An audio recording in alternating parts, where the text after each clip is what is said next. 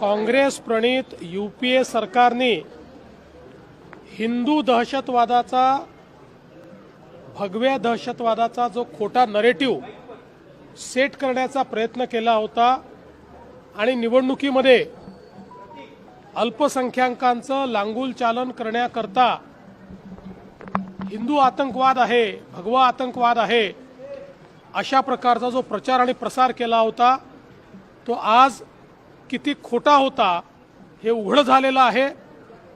ज्या प्रकारे षडयंत्र रचून भगवा आतंकवाद दाखवण्याचा काँग्रेसने आणि यूपीएने प्रयत्न केला खोटा होता हे कोर्टाने पुराव्यादिशी आज सांगितलेलं आहे।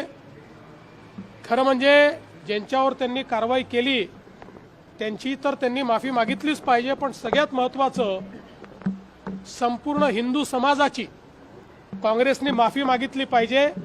ज्या प्रकारे भगवा आतंकवाद आणि हिंदू आतंकवाद म्हणून संपूर्ण हिंदू समाजाला आतंकवादी दाखवण्याचा प्रयत्न या देशामध्ये त्यांनी केला त्याबद्दल काँग्रेसने जाहीरपणे माफी मागितली पाहिजे।